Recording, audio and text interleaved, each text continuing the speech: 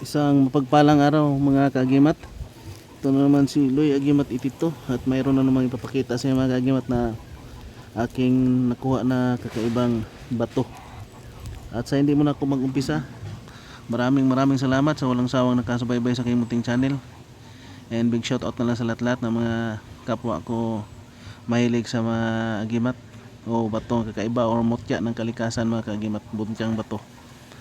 Ito mga kagimat, papakita ko sa inyo yung bago kong nakuha na salsaga na alog. Pero binuksan ko mga kagimat.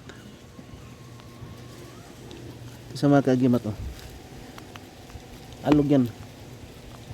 Yan.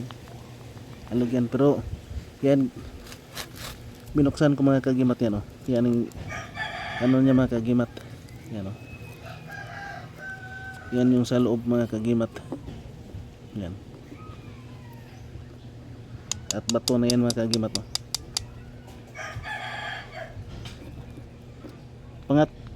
Pang-apat ko na ito nabukas mga kagimat. Ito yung nakuha ko dito sa kalsagan. Yan tunay na mayroon talagang bato o mutya mga kagimat oh. Yan. At ano na natin ng ano mga kagimat na binuksan ko. Ito yung maganda sa pang protection mga kagimat, para na ding nyog na laman ng loob, laman ng nyog sa loob na nagiging bato na din mga kagimat oh. Yan. At ito yung sa loob mga kagimat. Yan.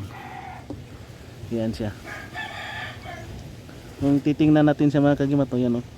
May ano siya sa ilalim oh. Yan yung ano sa ilalim mga kagimat yan oh.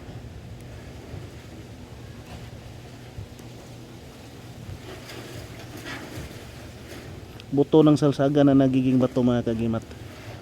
Yan. Solid. Pang protection mga kagimat at marami itong dala mga kagimat.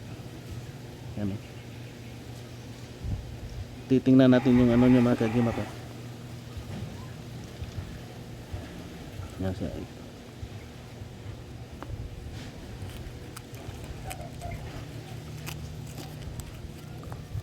Mga kagimat. Kaya umalog siya mga kagimat gusto kasi bato na yung sa ilalim mga kagimat.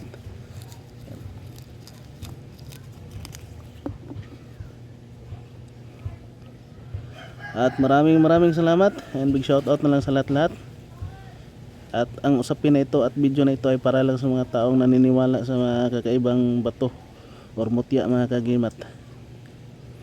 And thank you for watching and please like, share, comment and subscribe mga kagimat.